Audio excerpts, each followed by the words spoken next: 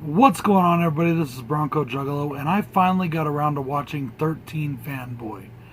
Now, this is Deborah Sue Voorhees, who I did an interview with last year, right before the unpleasantness that happened with my family and my brother, and I will link that interview here above. This is a slasher film. Now, in this movie, a fanboy of the Friday the 13th slasher franchise is going around killing all the stars.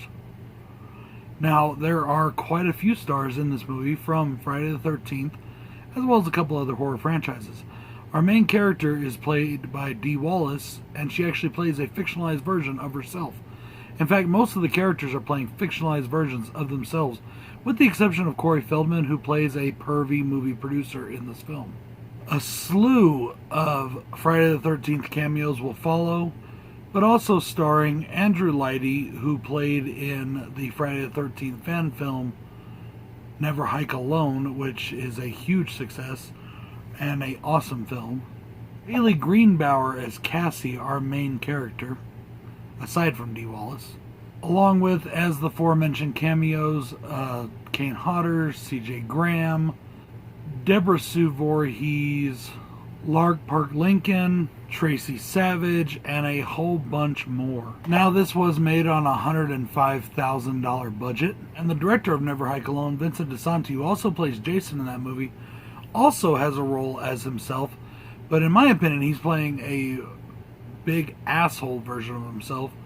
You know, I don't know the guy, all that well personally, but I did have the honor of interviewing him. We talked for about 3.5 hours or so, and he seemed really cool to me. So I don't think he is quite the person he plays in this movie, even though it is him in concept. I totally fucking love this film. This film was awesome.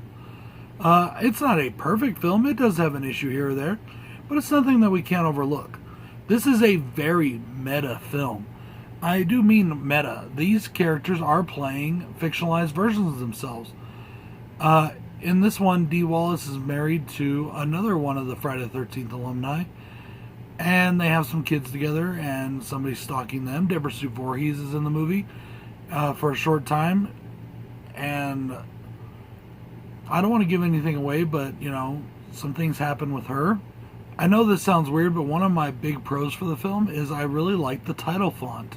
I thought the way that the title credits were done was really cool. I really enjoyed that. This movie has a quick start, getting to kills right away, and starting off the mystery of what's going on. Even though this film is a love letter to the Friday the 13th franchise, there's something very Screamish about it. There is a lot of Scream influences, I think, in this movie. We have red herrings. We have, oh man, I can't say some of the things I want to say without spoiling it. So, you know what? I might throw in spoilers at the end here, just a couple little spoilers, but I'll give a warning before I do. All the guest cameos in this are really good. Corey Feldman steals the show, in my opinion, as the pervy movie producer. He is so much fun. And the kills are good, fun, and gory. We have some really good stuff going on here. Alright guys, it's time for those spoilers we mentioned. So if you don't want any spoilers for this, turn it off here. I won't hold it against you.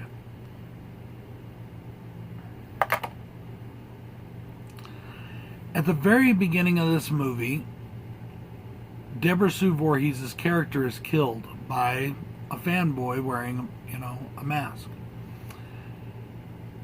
Years later, her young grandchild who witnessed the murder is now all grown up, and she's in movies herself.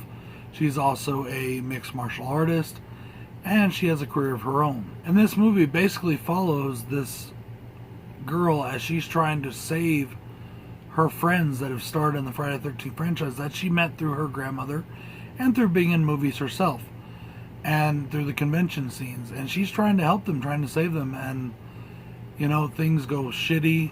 Her boyfriend, Chris, actually, who is played by Andrew Leidy, actually turns out to be one of the killers. And that's why I said there's a heavy Scream influence. Because we actually have two killers. The one at the beginning who killed Deborah Sue Voorhees is obviously not the same killer that is Chris because he would have been too young. But there is another killer who is actually one of the Friday the 13th franchise actors who was jealous, I guess, of Deborah Sue Voorhees and of some of the other actors and actresses in the Friday the 13th franchise. Now, I'm not going to give everything away in these spoilers, so I'm not going to say which one it was. I'll let you figure that out. But that's why I say it's very Screamish, because we have a red herring, plus we have 2 killers, 1 man, 1 woman, which is something we get in Scream 2, also in Scream 4. Now, I only have one con for this film, and it's in this fight scene between Andrew Leidy, who is the killer, and CJ Graham, who is playing a fictionalized version of himself, I guess, but he's basically playing himself.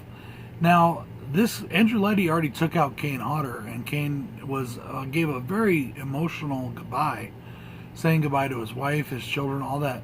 And it kind of made me wonder, man, what's it like to actually play yourself being killed? Not a character, but you yourself are getting killed, and that's what you're playing. That was kind of interesting.